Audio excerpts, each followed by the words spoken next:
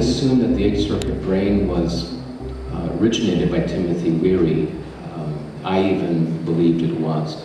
So I want to introduce a little bit of history, some context to how the Eighth Circuit brain came about, and especially as it's developed over the stages where Timothy Leary gave it his spin, Robert Anton Wilson gave it his spin, and then I've got a spin. And they're all the spins are related, but they're moving somewhere. And I hope to share with you where that direction is going. In the early to mid-60s, I don't know the exact date, a particular professor named Professor Adams from the Rutgers University, and he's a Hindu scholar, showed up at Millbrook and had some discussions with Timothy Leary, who, by the way, back then, and during his Harvard days was called Theory Leary. So you can kind of give a hint on what his angle is as a theorist. And Professor Adams introduced to Timothy an esoteric understanding of the Hindu chakra system. The Hindu chakra system is a system that really actually originates in the biological components in the body according to the glandular system, as well as the base of the spine, the Kundalini serpent residing there that, when activated, can move up the spine, given that you have openings in all the centers for the energy to move up and out the crown at the top of the head.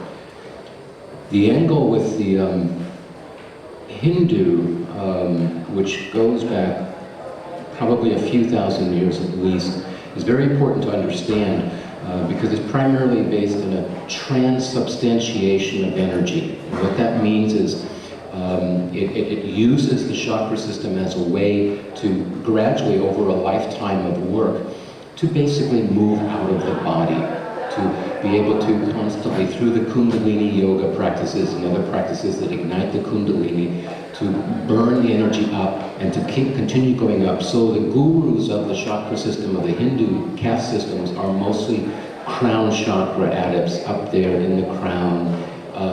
And they have, let's say, sannyasins or devotees or, crowds of followers to take up the first four chakras for them, if you will.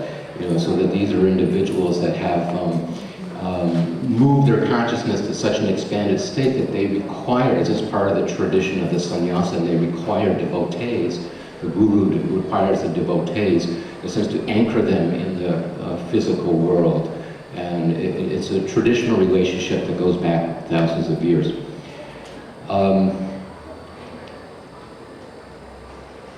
This particular angle that Leary was introduced emphasizes the verticality of the spine and the verticality of transubstantiation. Again, I'll use that word again, this process of taking something very coarse, we'll call the first chakra, the bottom, representing the densest, coarsest consciousness that is accessible to us. And the energy center up at the crown maybe represents the clearest, fastest vibrating frequency of consciousness available to us. And most people by now have some sense of, if not, experientially, at least conceptually, where the chakras are and a little bit about them.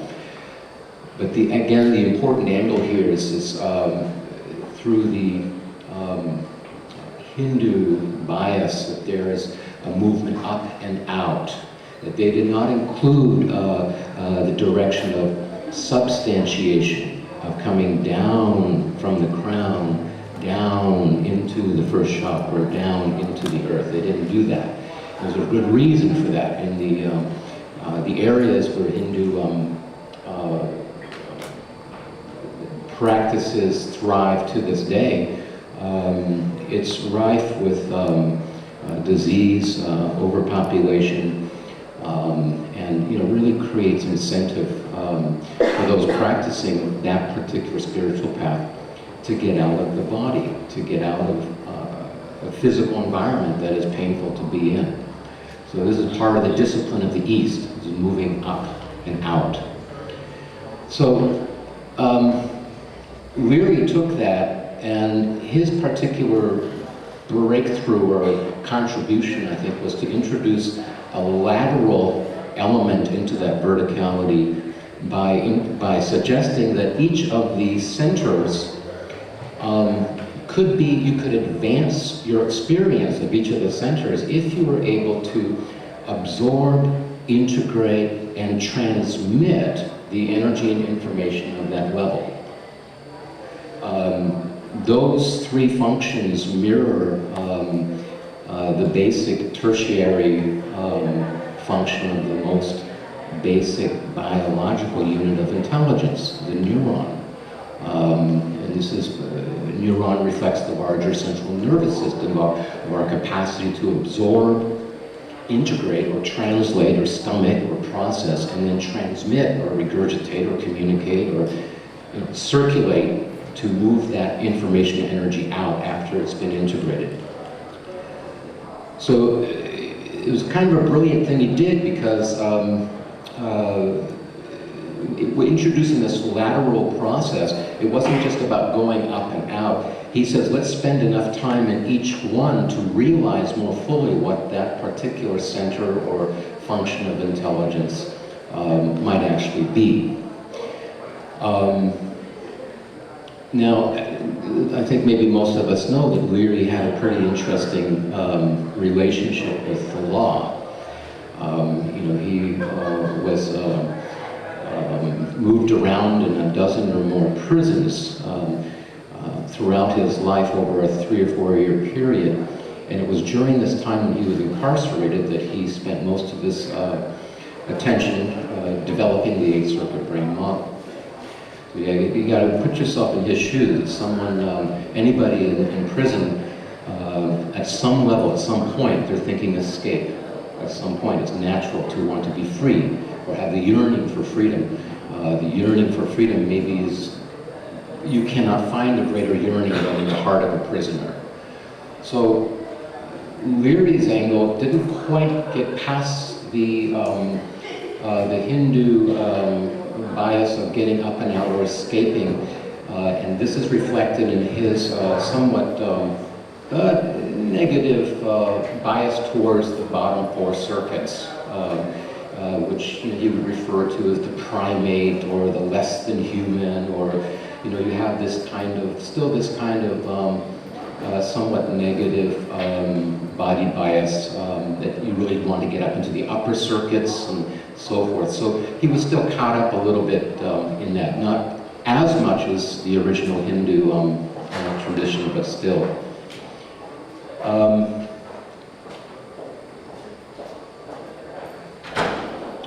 Robert Anton Wilson, oh, by the way, Timothy Leary's treatment of the 8th Circuit brain was first published as, most significantly published, because there were several papers that went out, but the first book was called Exopsychology by Starseed Press, and then it turned into Infopsychology with Falcon Press, and it's still carried by what's called New Falcon Publications. Robert Anton Wilson, a good friend of Timothy Leary, decided to write a book called Prometheus Rising, where he took a lot of Leary's theories of the 8th Circuit brain and found proofs for them in the areas of sociology, semantics, science in terms of neurosciences, politics, a number of different systems that he was able to relate to. Wilson has an extraordinary kind of encyclopedic brain of being able to draw all different strands of information from different systems to relate it to the 8th circuit brain. So he really opened up the context of the 8th circuit brain to see how it might be applied sociologically and through science and through politics and especially semantics. And he was the first one who really began to introduce exercises, things to actually do if you wanted to come to experience the 8th circuit brain and what that might represent as energy, as experience, as you know, direct perception. Prometheus Rising was published around 83 or 84. My book, Angel Tech, came out in 85 or 86. Fortunately, I got endorsements from both Wilson and Leary, so my book was able to move forward. So I was a total unknown. I had no reason to be published, but because those two guys decided that, okay, this new guy's onto something, we'll push it forward. And my angle with Angel Tech has been primarily to find immediately applicable processes, exercises, rituals, meditations, tasks, deeds, processes of coming into some direct engagement and experience of what these circuits might represent in your life. So very down to earth, not so abstract, not so theoretical. And for some people, this has been very exciting, and other people don't like it because, you know, I'm asking them to actually go out into the world and do stuff. You know, to get out of the chair and do stuff. So, you know, it has its own limits too. My own bias with the 8th circuit brain is that if it's just approached as an intellectual understanding, a couple things will happen. You're going to discover how friggin' eloquent of a system it is if you really explore it thoroughly, just on an intellectual level. But it'll end up probably closing your mind and putting you to sleep. The reason being is that the 8th circuit brain has such a complex yet eloquent and even simple kind of structure to it that it can create, if you're not applying any of it or integrating any of it, if it's just an intellectual exercise,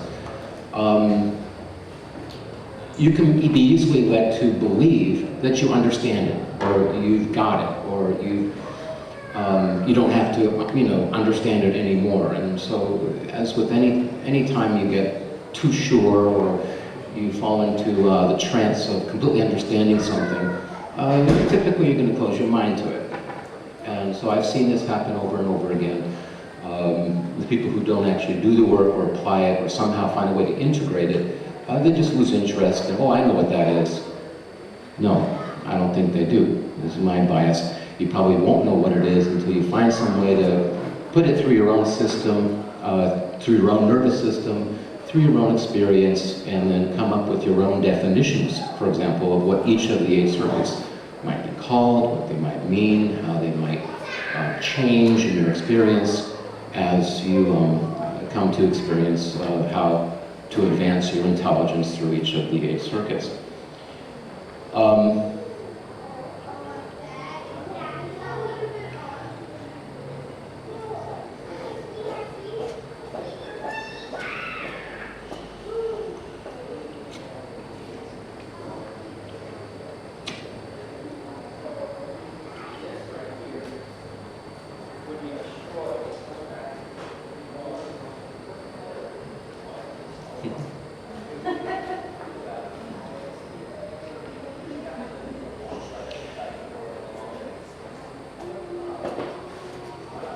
So I've been looking at the little bit of the times that we're in, some larger context, some perception of what I see coming.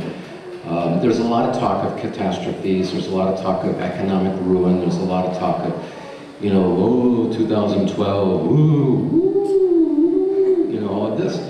And of course, you know, I'm thinking nobody really knows what's going to happen, but there is something sort of real happening now, I think. And part of it has to do with the yo-yoing of, you know, the Dow and the, you know, Wall Street processes of up and down, gain and loss. there's something a little bit real about that, because since about 1980 or so, or about the time Reagan took office, there's been a real serious fixation on people's consciousness on money. A lot of money on the brain, a lot of consciousness invested in the symbolic value of money. And I say this symbolic value of money because, as we know, or maybe we don't know, I don't know, since Nixon took the dollar off the gold standard, increasingly the paper money that we have isn't really barely worth the paper it's printed on. And so the value of money is maintained by a degree of trust and confidence and agreement that it's worth something, and once that trust and confidence disappears, then we have I think some real change happening. And part of it is that with so much consciousness invested, just automatically over decades, so much collective consciousness invested in the symbolism of money, and when that symbolism takes a dip, so does the consciousness take a dip. That the consciousness is acted on by the yo-yoing of the numbers on Wall Street. Now, I know it's kind of symbolic, so I know the difference, thankfully, because I work at it, between the symbolic and the real. I entertain that distinction. Many people don't. Many people have lost the discernment. They don't know the difference between the symbolic and the real, or the virtual and the real. And some of us have a really good time with that confusion. It can get you a little high, it can get you a little disoriented, a little dizzy. I don't know, everything's a dream. So the upshot is, I think there's an escalation of the awareness of uncertainty. And to me, uncertainty is one of three objective realities that I can count on. Uncertainty.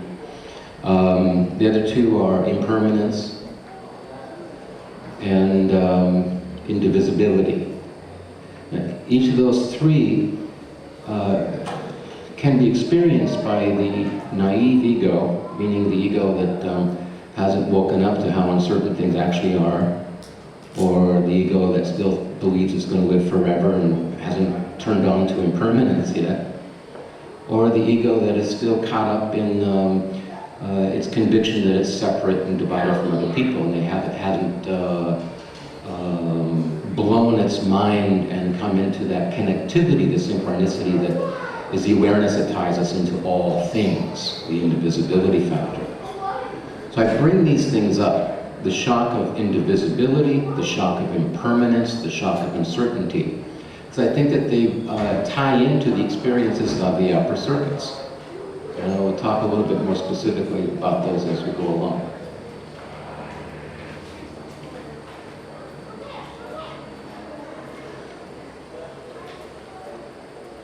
So yeah, the uncertainty thing, no matter what anybody tells you is going to happen in 2012, look into their eyes.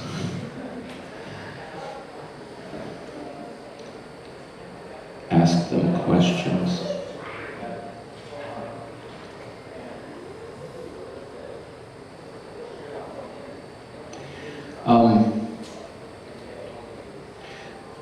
So remember I was talking about how it started in the Hindu chakra system, this process of transubstantiation, of moving out of the body and trying to go to the higher circuits as a kind of the goal, the higher chakras as a spiritual aim of some kind of enlightenment. And then it continued with various degrees. With Timothy Leary in prison, he was really focusing on space migration quite a bit. This was part of what fanned the hope in his heart, kept him kind of up, in prison, which is about as down a place as you can be.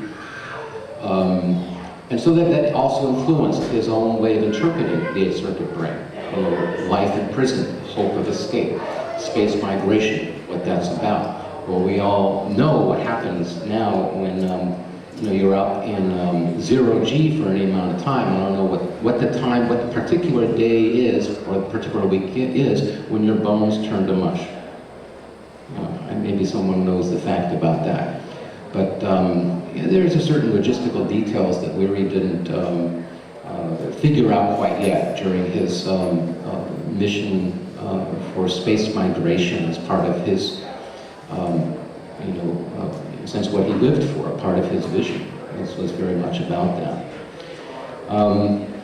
With Robert Anton Wilson, it continued a little bit in that way too. He had a wonderful lecture that he would give called How to Tell Your Friends from the Apes. And I love his sense of humor, he's really great. But he also,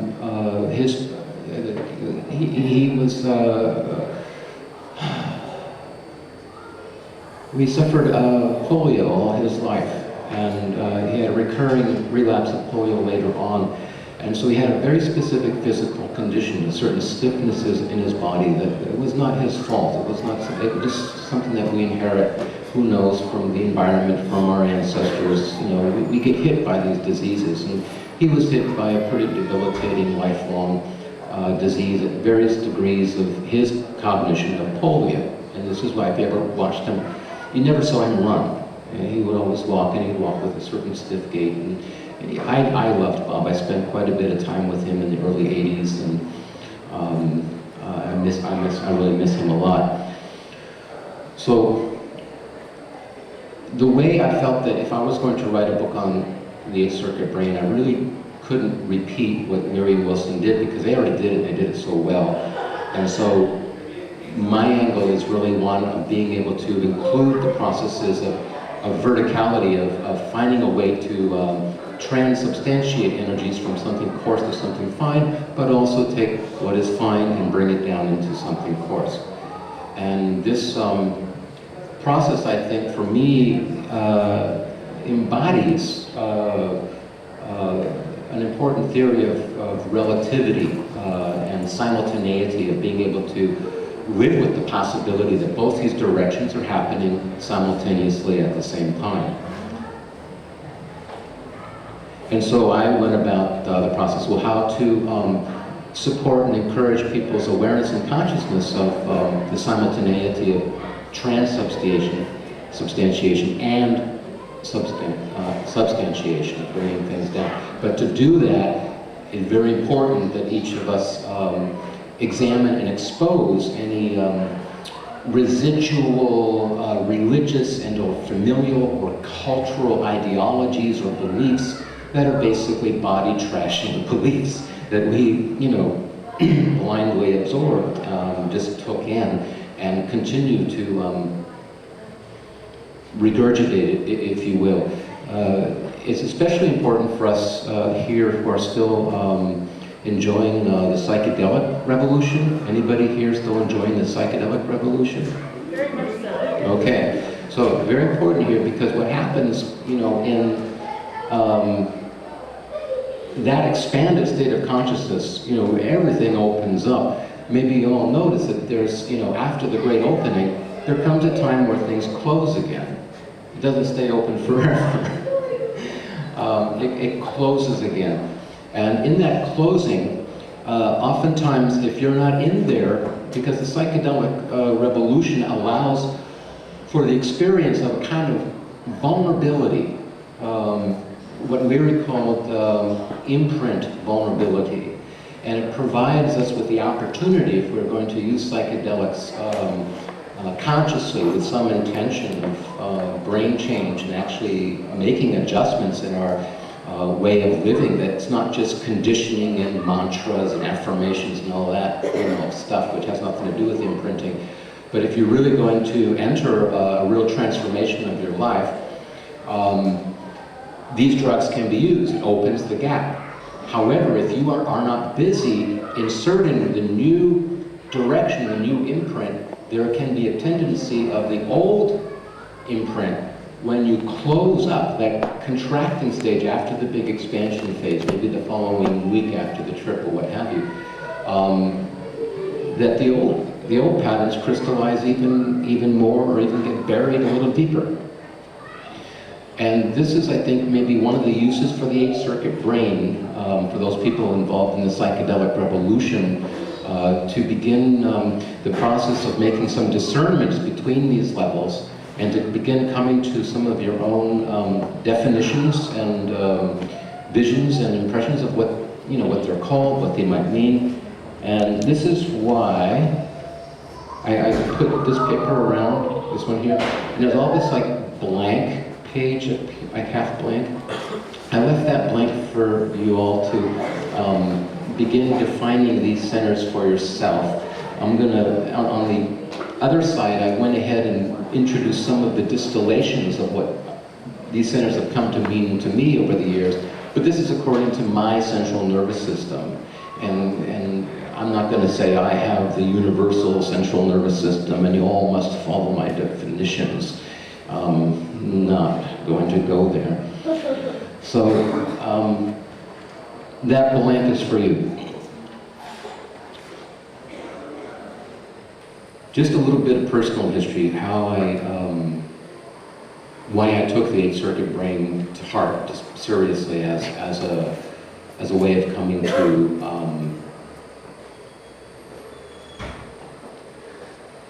basically to reclaim myself. Back in about 1980 or 81, I had just started writing about the 8th Circuit brain, just started writing Angel Tank, but it was more on the kind of intellectual level. I was kind of fascinated with the system, just as a concept. I'm born in Finland. I'm a Finnish citizen. I'm kind of an outsider in that way. And in 1981, in the summer of 81, I visited my home country, Finland. So I was invited there, and the plan was to visit my relatives and basically find out something about where I came from. And I thought it was some kind of homecoming. So I felt, oh, this is kind of great. I was 28 years old, and I felt like, oh, it's time to find out where I came from. So I stepped off the airplane into passport control of Helsinki, Finland, and was stopped by the person behind passport control, who asked me 3 times what my name was, where I was born, and how old I was. 3 times. I thought, well, that's odd. And after I told them the information, they basically cuffed me and put me in a holding cell. And I said, what's happening? And they said, well, you're going to serve in the military. So imagine my surprise. So that night, it was a long night, I thought about a lot of stuff, and in the morning I was given a very polite but military escort to military headquarters, where I was interviewed by several officers who were having a lot of fun doing what they were doing. They saw the situation and they were pretty amused. I was not amused. And they basically told me that my life in California was over. So when you're in an interrogation room and you're facing 3 military people, and you're told that your life as you know it is over, and you're going to now either sign up and go march up in the Arctic tundra for about 9 months, or go to prison, it's hard not to believe them. So it was quite a shock. It was quite a shock, to put it lightly. And what I did, I signed up for active duty with the full intention of escaping, which I did. I won't go into that story, but I did manage to escape, and I escaped a felon, I escaped a deserter, I escaped with a really kind of bad energy on my name, according to the Finnish government. Some of it was erased since then because my father went to court, and I won't go into that. But the bottom line of all this, the experience, what it did to me, the way it impacted me, everything that I knew as my energy or my consciousness shot up out of my body and started. It took up camp about 6 inches above my head. So I was walking around with everything I knew as me about 6 inches above my head. And it wasn't until about a few days into that experience that I said, oh, this is the 8th chakra. This is circuit 8 happening. I am out of my body and I'm still functioning. I am still awake, and yet I am not inside yet. So I was shocked out of the body. So I escaped. I got back to American soil, kissed the land, said thank you land, and went about the process of writing Angel Tech, but now as an exercise of getting back into my body. Finding a way to go step by step down, step by step up from the bottom. And this is how Angel Tech, the book, got to be written. I went through each of those exercises and meditation rituals many times over as a process of redefining each of the circuits or centers in my own way, and using the shock of that system, taking that as an imprint vulnerability zone, which in my experience it was. Someone else might have called it a nervous breakdown, but it doesn't really, it's like an old word that doesn't really, fit. But yeah, I was in imprint vulnerability, and I took it as a creative state. And I decided to recreate myself. And I used the 8th circuit brain as a model for doing that. And that's how Angel Tech was made. I had to do the stuff to make it happen. So again, substantiating, coming down into my body bit by bit. And this took a few years. This didn't happen like over a few weeks or a few months. It took a few years. It was very difficult, but completely necessary. I knew that I had to do that.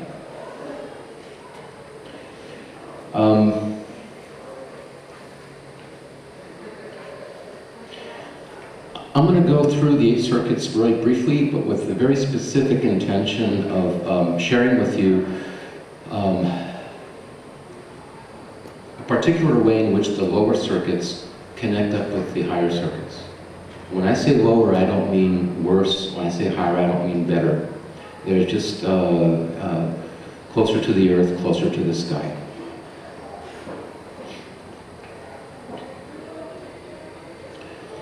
So, again, the 8th circuit brain, I think, as a system is going to prove pretty useless, pretty worthless, unless you're in either some kind of trouble, some kind of shock, whether you know it or not. You may be in shock at this moment. Or whether you're experimenting with certain psychedelic agents that move you into imprint vulnerability. There's all kinds of real-life shocks that move us into imprint vulnerability. Many things bring us into an escalating state of uncertainty and open up the 6th circuit, and we start seeing and perceiving things. We start perceiving more reality as we learn to permit more uncertainty. And yet, there's only so much uncertainty that each of us can handle before we start wigging out. Everybody has their own uncertainty threshold. You know, how much uncertainty you can permit before anxiety sets in, and you just really have to be sure about something. You really have to, find some place where you can say, this is for sure, this is a one sure thing, whatever it is. Everybody has their own threshold for how much uncertainty they can permit. And your anxiety levels are going to indicate where that threshold is. Anxiety is a natural response to exceeding your uncertainty threshold. That's all anxiety is. If you have figured out a way to manage your anxiety, meaning relate to anxiety as a force, as an energy, anxiety is an energy. If you've managed to figure out a way to manage the force of your anxiety, not only will you save hundreds, maybe thousands of dollars, I don't know if you're up for spending that money on psychotherapists, but that's a lot of what they do. And they will prescribe drugs to alleviate anxiety for people who haven't figured out how to manage the force of their anxiety. So I'm going to introduce the first circuit, and again with the idea that the way in which you can advance intelligence, because each of the circuits expresses, or let's say there's symbols that refer to specific levels of intelligence, and each of these levels, you can advance your intelligence as long as you have found out a way to absorb the experience, meaning how can you immerse yourself in pure physical experience. Okay, that's absorption, pure physical. This has to do with pretty much any activity that brings you to the place of either feeling your body deeply or entering a place of such passivity without fear, so that you can experience the passive absorption of the physical body, of what it does.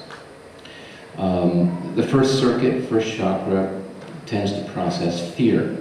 So if you've got fear issues, you know, if you're unaware of your fears or you're too afraid, then typically you'll have what's called first circuit work to tend to. And that is basically the work of learning how to be your own parent and to respond to whatever perceived or actual threats you may experience, and respond to them by restoring a sense of safety. So if you're still waiting for someone to make you safe when you're freaking out, when you're afraid, the first circuit has not been reclaimed. So you reclaim first circuit basically by learning how to restore a sense of safety under a condition of threat. And it could be perceived threat or actual threat. And that's always an interesting question to ask.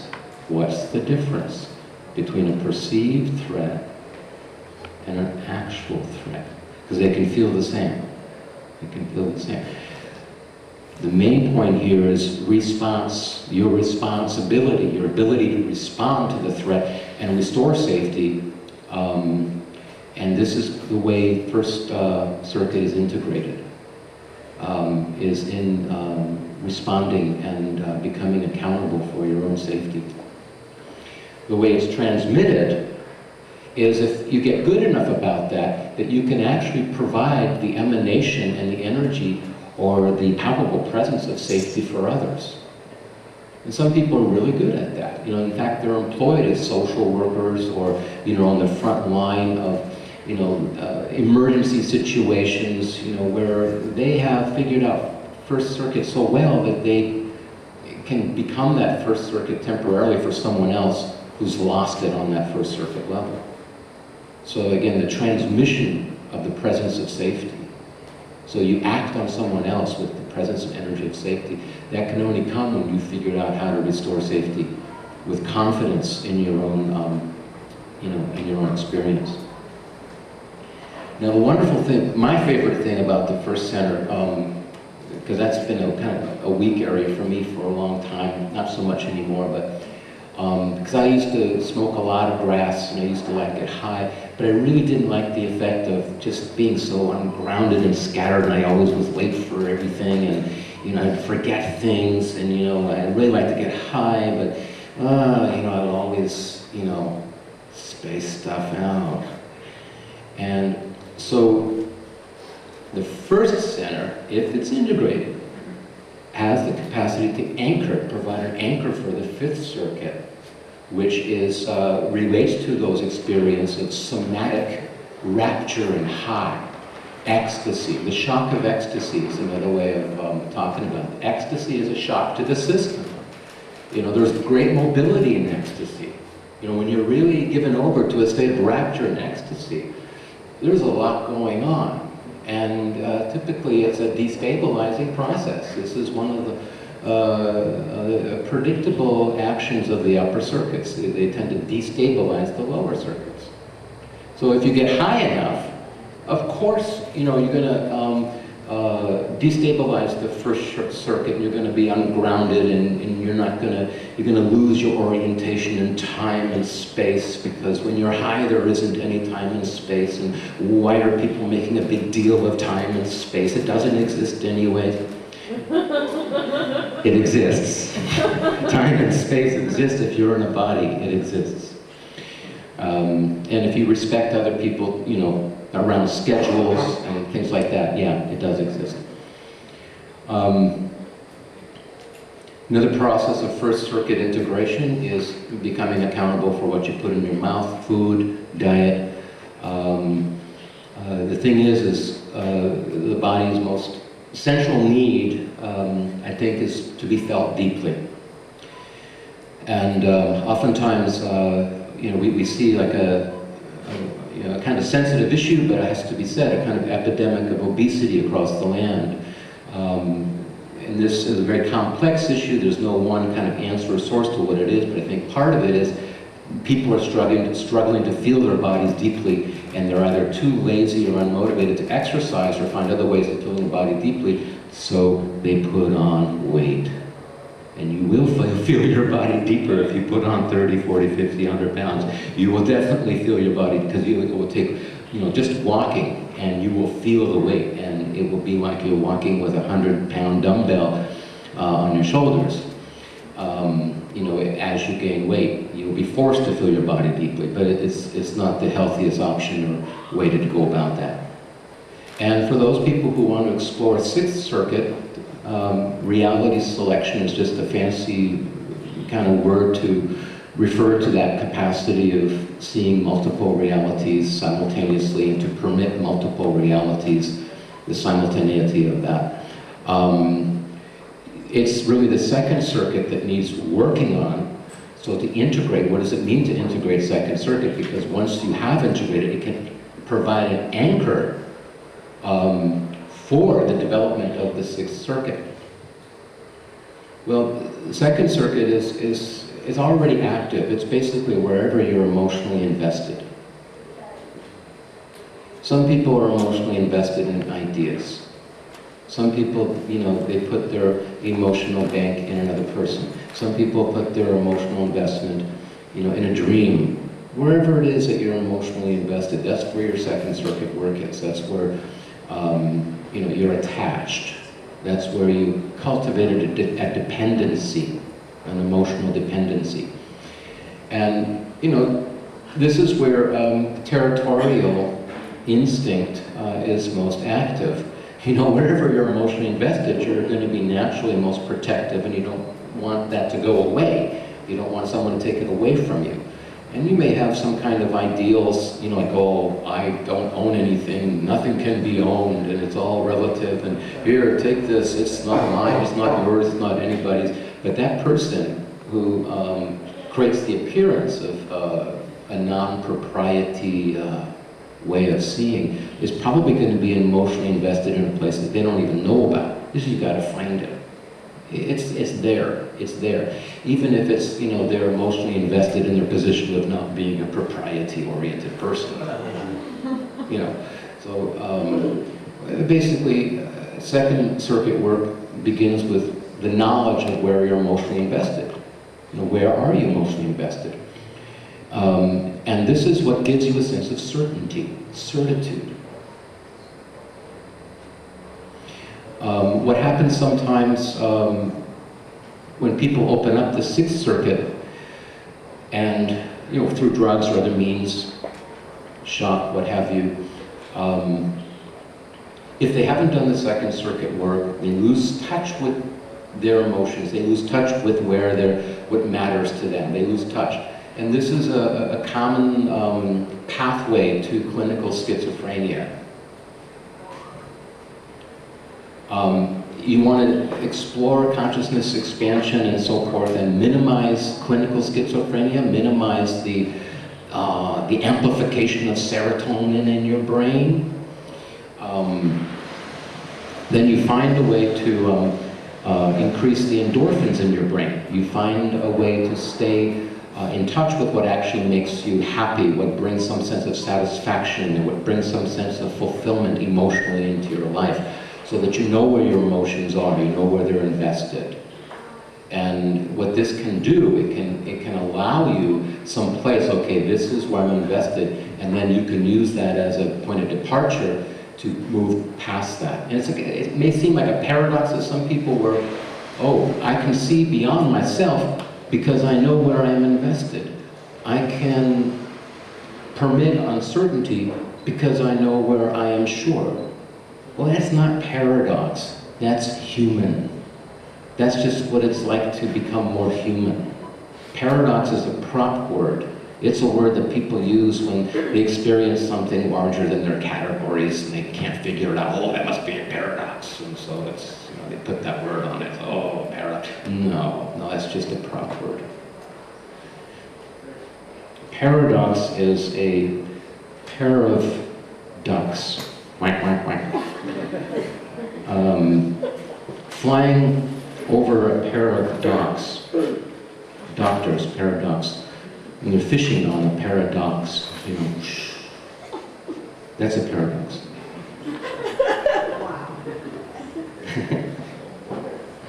Words.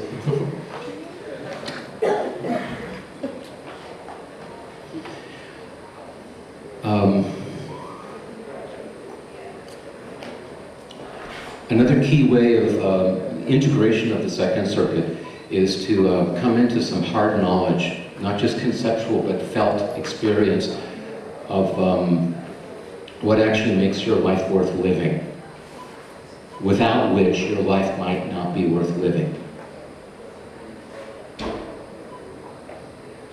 This is an emotional reality, what makes your life worth living. So as you come into direct knowledge, direct experience of that, then there can be some level of emotional integration.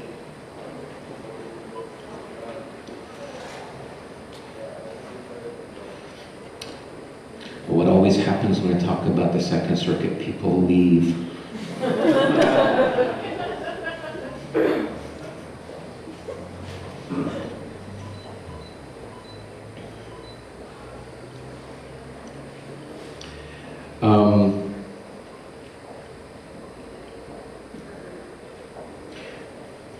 So again, uncertainty, the shock of uncertainty opens up the sixth circuit, meaning to the degree you can permit uncertainty as you learn to increase your capacity to permitting more and more uncertainty. And this can happen any day you want, simply by going through the day, refusing to put a label on anything, refusing to project meaning onto anything. You will come into a more direct experience of something of a mystery. It's the labels and the meanings that we project that create the illusion of certainty. Yeah, we know what that is. So it's not so difficult to begin opening up these centers. It just takes a little practice and certain willingness here in this instance to permit more uncertainty. Again, the emotional second circuit is really about finding out where you are sure, where you can be sure. I am sure this is what makes my life worth living. That's a serious piece of work there. And if I don't have that, I'm starting to feel like my life is not worth living, and then emotional apathy sets in, depression sets in. Depression is not an emotion. Depression is the second circuit's run out of gas. The emotional flat line, that's what depression is. It's not grief or sorrow, which are lively by comparison. So depression oftentimes is going to come when you lose touch, you lose real-time knowledge of what makes your life worth living. Sense of worth, sense of self-esteem related, so you lose touch with that and your sense of self-worth goes down, self-esteem, whatever that is, that starts disappearing too. These are all second circuit issues, and they help anchor the sixth circuit development for those interested. The knowledge of that, not just the idea, the experience.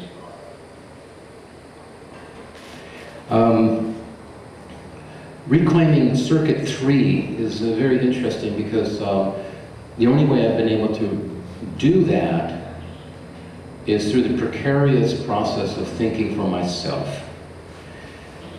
Thinking is not the same as being logical. Really different events. And a lot of people will rest on being logical and forget the thinking part. It's not the same. So thinking is going to involve the process of ideation, reflecting, interpreting, interpreting, especially interpreting experience, translating, finding your own words and, you know, definitions and so forth.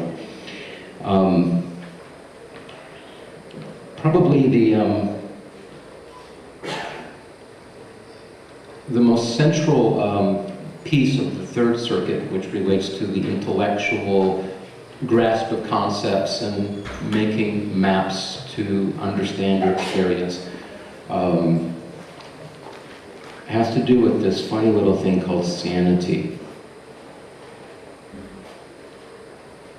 So those of us who have not yet defined sanity, you know, come to your own terms of what sanity is for you, and are experimenting with psychedelics, or perhaps have a very powerful imagination and have a very direct link to the dreaming currents of the universe through your own central nervous system, and your seventh circuit processes are opening up to all levels of synchronicity, it's very easy for the intellect to become overwhelmed, to be stunned, to stand in shock and awe sometimes.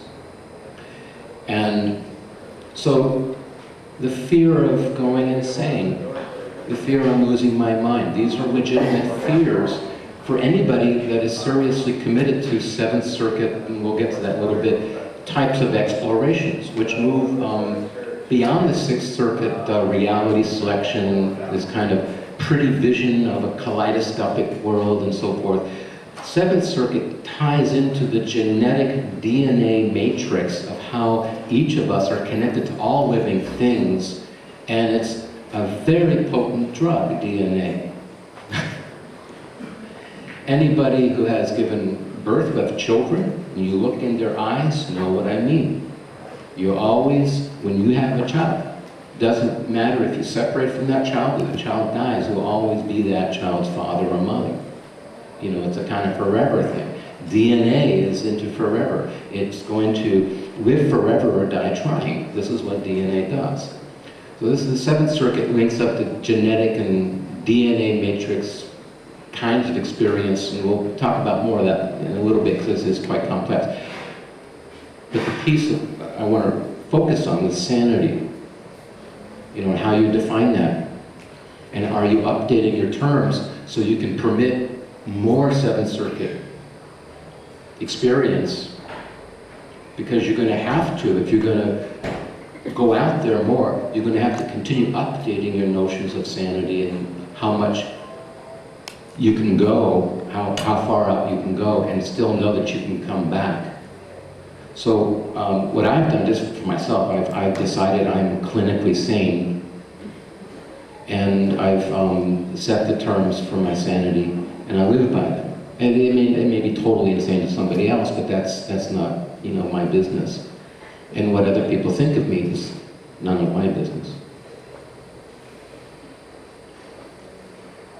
So defining sanity, and also defining insanity, I think are important pieces. And if you leave that undone, if you don't define it, those terms will be defined for you.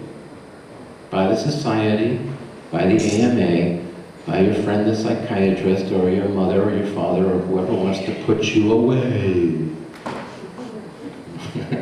You know, if you're becoming too expanded, or talking in ways that they can't understand. Maybe you found a new language and it's true for you, or you're creating something that is blowing people's minds and is true for you, but nobody can understand it by you, but yourself. So yeah, sanity, how do you define it? Do you? Yeah, get on it.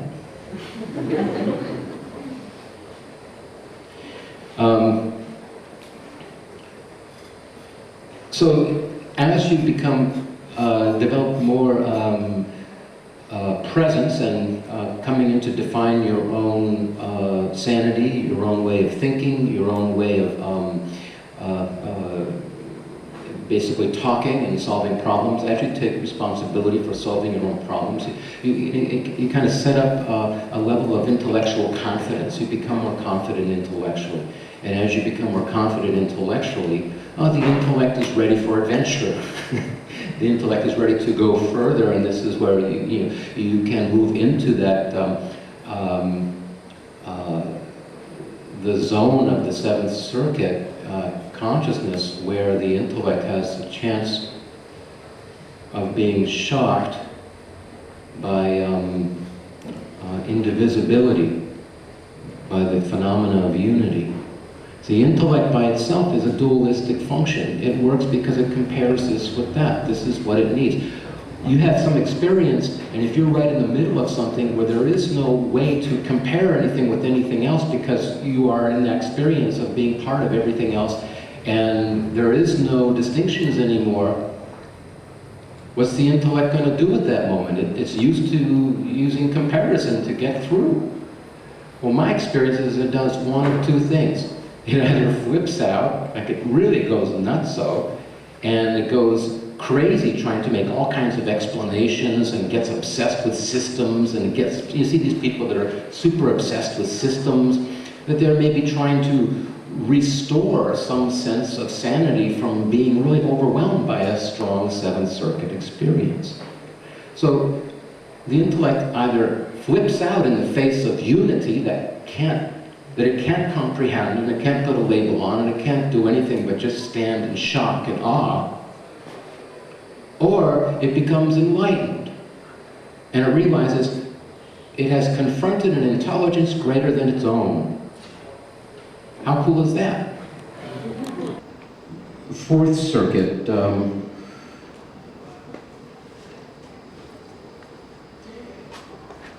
is really different from the bottom three in a particular way in that it almost acts as a networking of the bottom three. The Fourth Circuit refers to social development and interaction, and in the process of a social environment, the bottom three circuits are always firing. You're picking up, whether we know it or not consciously, people's bodies are constantly speaking to each other. Bodies are always sensitive to, who's the strongest one, and, who am I attracted to, and, who do I need to avoid, and, the physical signals are always traversing back and forth. And, emotionally, there's a sense of territoriality and, the sense of, is this worth my time, and, who's important here, and what's important, and also just the development of conversation intellectually. So the social circuit is really kind of a networking and combined synchronization of the previous three circuits in many ways.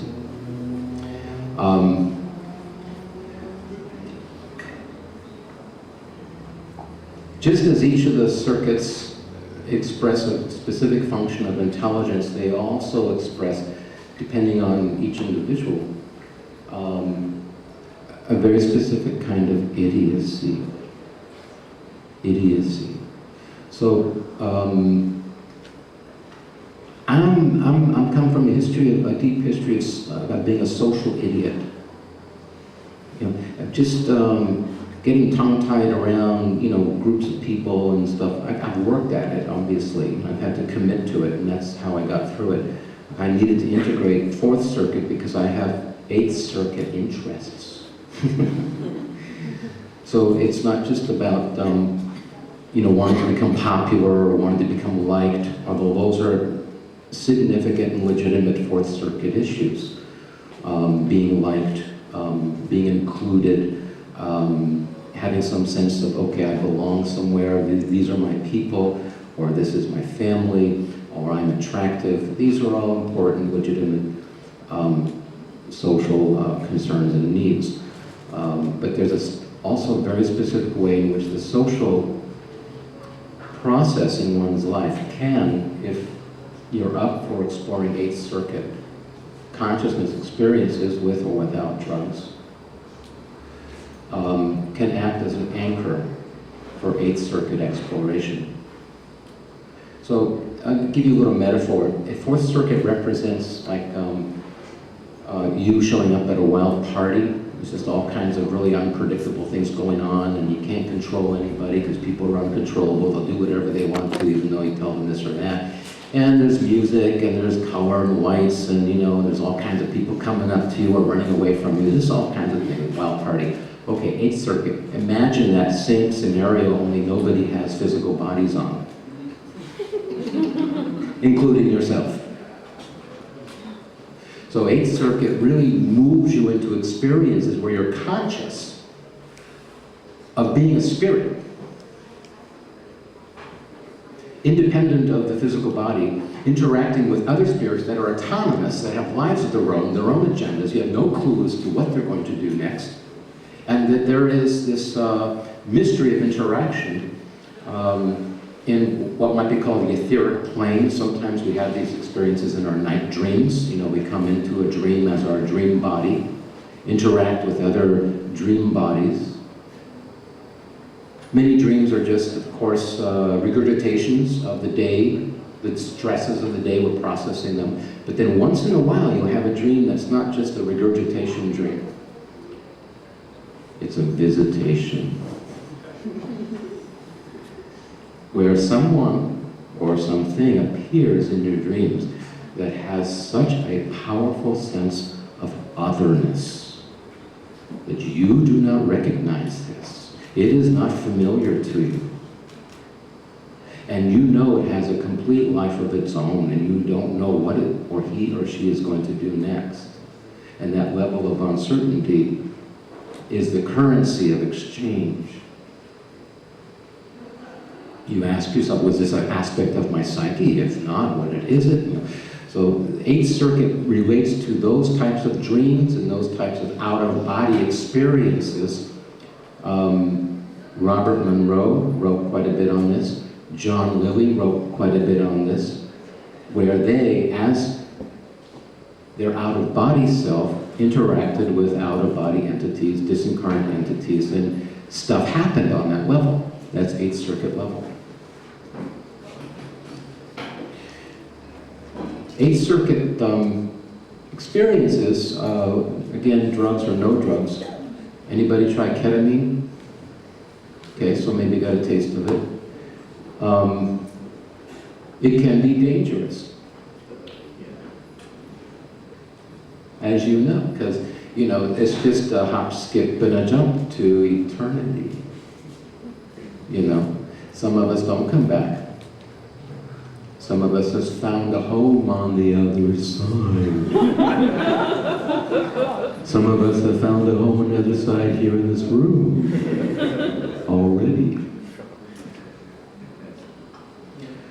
So, the gateway to Eighth Circuit experience is fully embracing the shock of impermanence. And the Buddhists are very smart about this. They teach the law of impermanence as part of their path. I'm not Buddhist myself, but I have respect for them for this particular reason. And that is that they are a very social religion. They're not like Taoists. Taoists are like anarchists. The Chinese government are very frightened of the anarchists because they're the ones that usually take over the government every 200 years or whatever.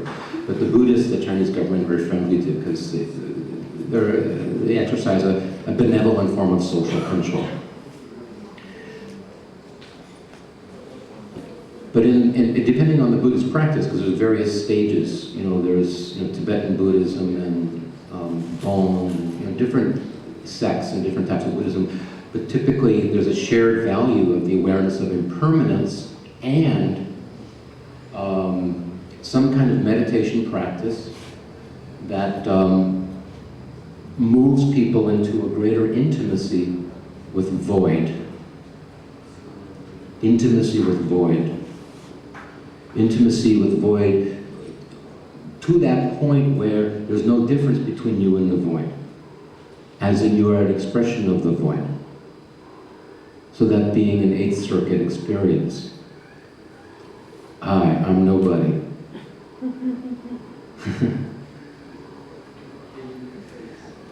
So the anchor in the social is important because in the social world we are somebody. We become friends with somebody not because necessarily they're nobody, although we might, but they mean something to us. They have characteristics, they have a personality. They either it's something they do, or if we're into status, it's something, other people think they're important, so I'm going to be their friend. We all have different friendship criteria, but it's usually based on some perception of a person being defined in a particular way as people, as personalities. You know, you don't just make friends with someone because you perceive them only as a being of light.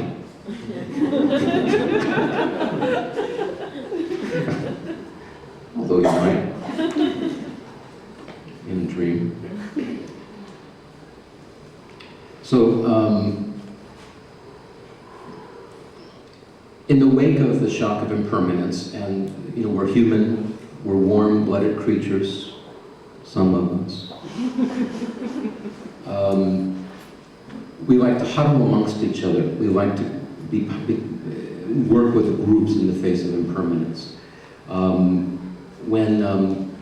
With the phenomena of the economy, for example, people are becoming more aware of the impermanence of money. They're going to huddle more. You're going to see this kind of huddling, more gatherings that are not economically defined. You know, they're going to be more socially defined. Fourth Circuit, socially defined. Third Circuit is more tied in with economics because it involves a symbol, identification with a symbol. And anything where the consciousness is identifying with a symbol or working with statistics, numbers, and symbols, this is more kind of on that Third Circuit intellectual level of grasping what's real and what's not.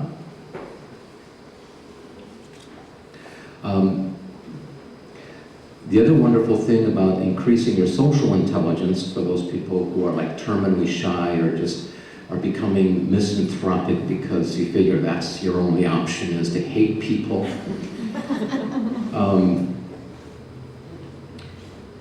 Is this wonderful thing about people is that your behavior is unpredictable. To some extent it's predictable, but there is a significant unpredictability factor in the way people react to stuff. This alone, if you can find ways to allow the manifestation of others, meaning their reactions, allow their reactions, I mean, without taking it personally, without thinking it's your reaction or your business.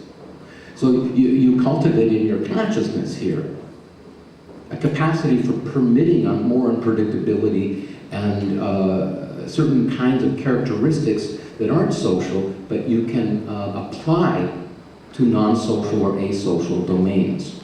We can learn it amongst each other as people.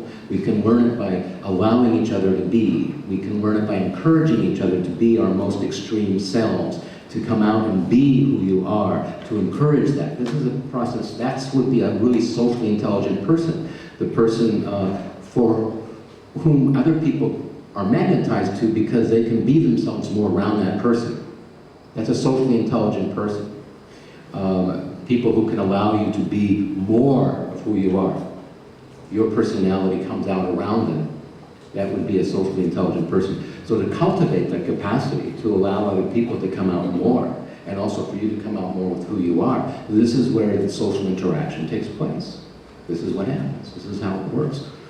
And I'm saying that that capacity can be applied to non-social or asocial domains. And in particular, the Eighth Circuit, when you're dealing with entities that are not warm-blooded, but you know, can exhibit you know, their own weird personality characteristics, you know, in their own ways. Extraterrestrial. That's another word for Eighth Circuit. Extraterrestrial, beyond the body. Okay, so real quickly I want to just go by some examples of how you might induce some shock in your lives if you want to encourage some change, do it on purpose.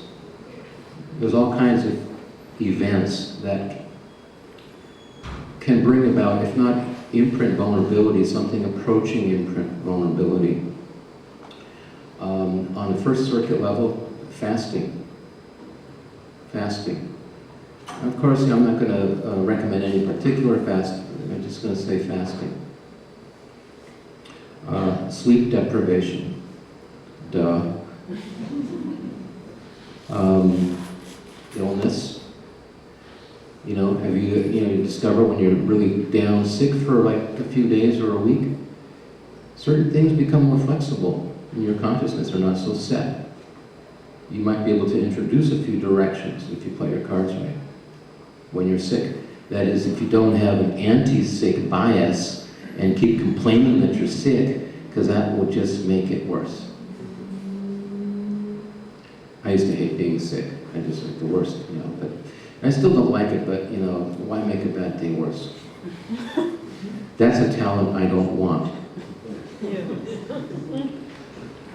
Also, any move of residence or eviction, you know, anything that sincerely uproots you is going to put you in a place of physical instability, and you can, you know, if you move to a new town or a new place, it is like starting over. It is genuinely starting over, no matter what you think you're going to do or what plan you have. If you move into a town, you're starting all over. And there is a certain imprint vulnerability that brings its own anxiety as well. Culture shock is another example. And again, when you figure out how to manage the force of your anxiety, you figure it out quite a bit. Because anxiety is how we react to reaching our threshold of uncertainty. Second circuit shock, get lost. I mean, really. Explore some area of the city or some area.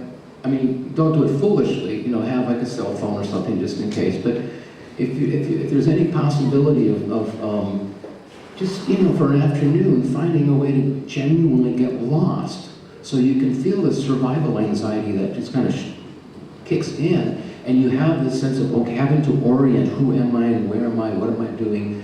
It's kind of a wonderful awakening that it's easy to lose track of.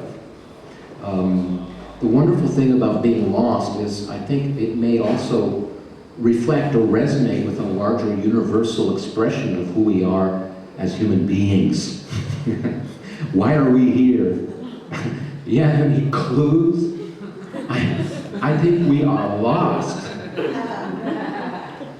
So, you know, get used to it. You know, use it, play with it. Second circuit destabilization can also occur anytime you're emotionally invested in it gets stolen or taken away from you. Anything you're emotionally invested in, if you lose it, it's going to shake you. It's going to destabilize you. Again, I'm not introducing these things as ways in which to torment yourself needlessly. It's more like I'm introducing the idea that uncertainty and instability doubles as a creative state.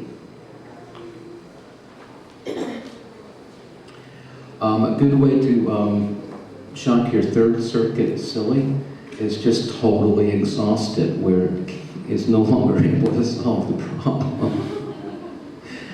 And where it's somehow so overwhelmed with ideas and systems and explanations, and you know, it can reach a point of openness, of giving up. Okay, finally, I can't figure it out anymore. I guess I'll have to experience it firsthand. Fourth circuit shocks often happen in any kind of relationship breakup, but also falling in love, new relationships. It's going to destabilize you. It's going to put you in a place of more malleability, more flexibility, and new directions can be introduced at that point.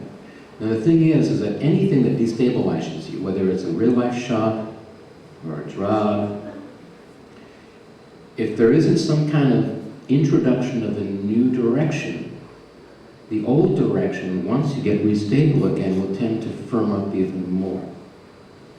And so that's the kind of Russian roulette a lot of the people, you know, taking psychedelics play. They forget about that. You know, they can act like, you know, they're gods and goddesses in the Garden of Eden and they're going around and they're cool. But, you know, I look into behind the scenes and I still see their mom or their dad sitting on their shoulders, you know, because they have never come around to defining basic survival criteria in their own way. and they're still their mother's children or their father's children, you know, in that immature way.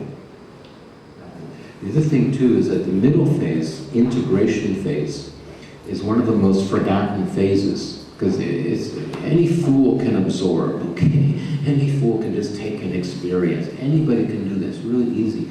The hard part is, how do you make it your own? How do you twist it and turn it? How do you move it through your own system? Because I'm thinking if you don't do that,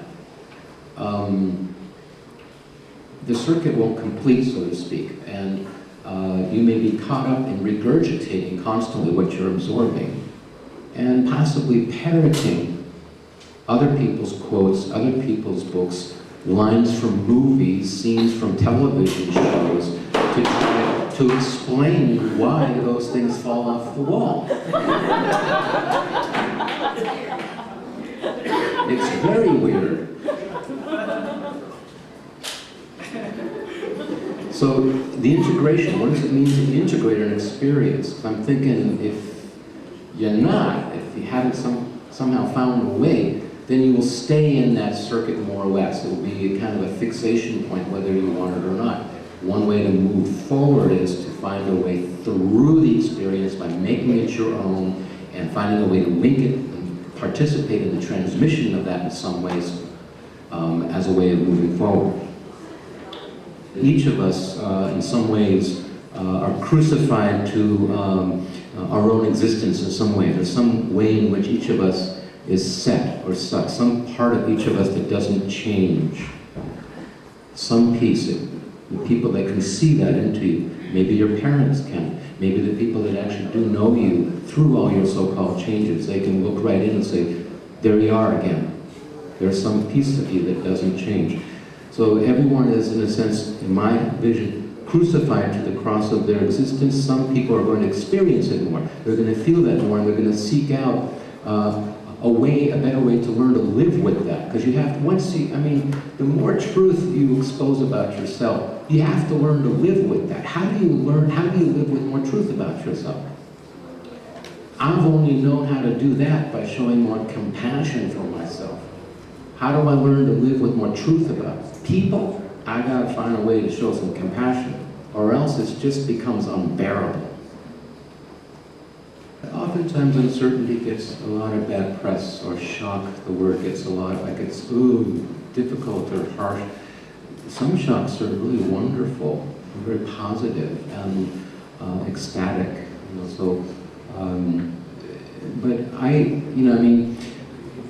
what I would suggest is to study the eighth circuit brain through either the three books by either myself, Wilson, or Leary, and gravitate towards the one that you feel most comfortable with or have some more resonance with, because each of us, even though we're working with the same system, we have really quite different approaches.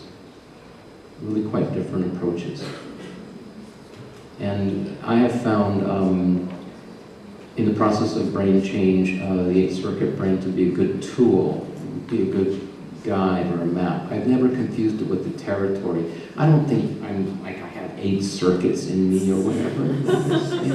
That's just a way of talking about certain experiences. I know that. And it's not exactly like the chakras, because there are some deviations. If you really study both, I was immersed in the chakra system quite deeply before I even knew about the 8th circuit brain model. It was a previous career of mine. And they're not exactly, you can't really completely match them up. There's some deviations. And I think part of that was enforced by Timothy Leary's introduction of the word circuit to begin moving it more towards science and a more Western way of thinking. And especially the differences would be, I think, around the third chakra, third circuit. There's some real distinctions between there, because in the Hindu system, the third chakra is not just about intellect. It also refers to the solar plexus energy center of where the dream body exits and enters, and where there's tendrils coming out. And some of this is spoken about in the Castaneda books and other books that follow the technology of dreamers. My favorite 6th circuit activity, which is now just second nature for me, is something I call the second attention. First attention tied more into third circuit. It's the attention that's linked, it's the awareness that's linked to the thinking mechanism, to language, and to the automatic assignment of meaning, the first attention. A lot of people assume that first attention is the only attention. And there's a second attention that is out of more the sixth circuit, that is that awareness linked to presence, phenomena, energy, without assignment of meaning or labels.